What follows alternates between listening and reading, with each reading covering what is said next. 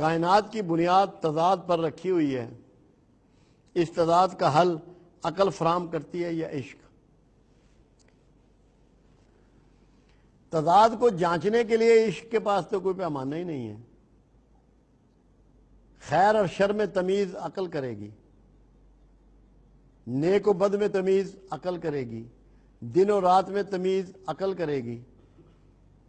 عشق بنیادی طور پہ کسی جذبے کی انتہا کا نام ہے۔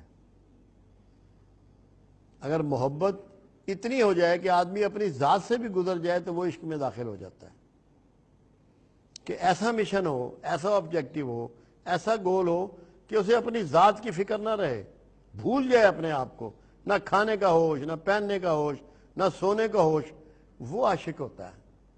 مقصد یہ ہے کہ آپ اس کی اہمیت میں اتنے گم ہو جائیں کہ کچھ اور سجھائی نہ دے۔ مگر یہ فیصلے تضاد جو ہے آپ کی عقل بتاتی ہے، پیمانہ عقل ہے۔ اگر یہ نہ ہو، کبھی کسی فاطر العقل آدمی نے عشق کیا؟ عشق کے پیمانے بھی عقل سے ہی ہو کے گزرتے ہیں، ایسا نہیں ہو سکتا۔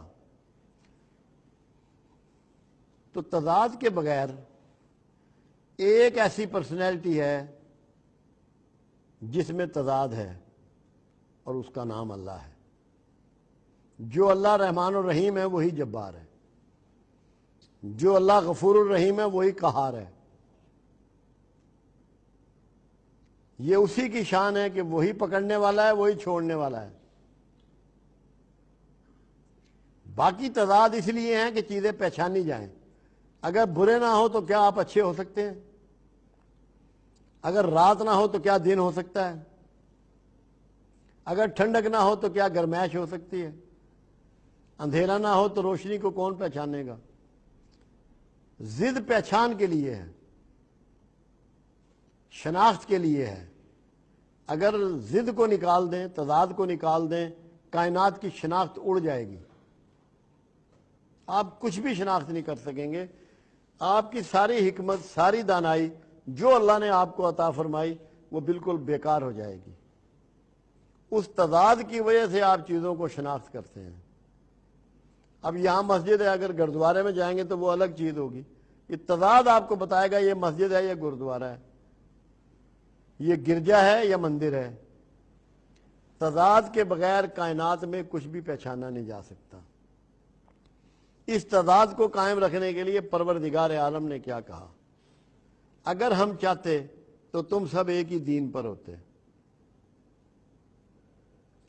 اگر سارے ایک دین پہ ہو جاتے تو اچھا کون ہوتا، برا کون ہوتا، نیک کون ہوتا، بد کون ہوتا، پیغمبر کہاں بھیجے جاتے؟ تو تضاد کائنات میں پہچان کا واحد سورس ہے۔ اب ہمیں ٹیسٹ دے دیے اس نے، ہم ٹیسٹ کر سکتے ہیں چیزیں کہ اس کا ذائقہ اچھا ہے یا برا ہے، تضاد ہے۔ آنکھوں سے مختلف رنگ دیکھ سکتے ہیں، ان رنگوں میں ہم فرق کر سکتے ہیں۔ کانوں سے مختلف آوازیں سنتے ہیں، ان میں ہم فرق کر سکتے ہیں۔ چھو کر چیزوں کو ہم دیکھتے ہیں۔ تو یہ تضاد اس کی رحمت ہے۔ تو اللہ نے جو ورائٹی رکھی ہے، یہ تضاد رکھا ہے، یہ اس کائنات کا حسن ہے، اور اس میں ہماری زندگی ہے، اور اس میں ہماری پناہ ہے، اور اس میں ہماری فلاح ہے۔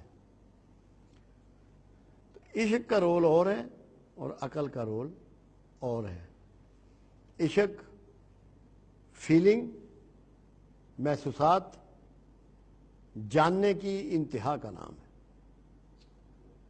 جب آپ انتہائی طور پر کسی چیز کے دلدادہ ہو جاتے ہیں اس کو عشق کہتے ہیں۔ عشق اپنی ذات سے گزر جانے کا نام ہے۔ کوئی فیلنگ ختم ہو جاتی ہیں، ایک ہی فیلنگ ہوتی ہے کہ جہاں لو لگی ہے بس وہیں لگی ہے، نارمل نہیں رہتے۔ اسی لیے اللہ نے اٹھا لیا اپنا قلم معصوم بچے سے، سوئے ہوئے سے اور مجنون سے۔ ان سے شریعت کا سوال نہیں ہوگا، مجنون سے۔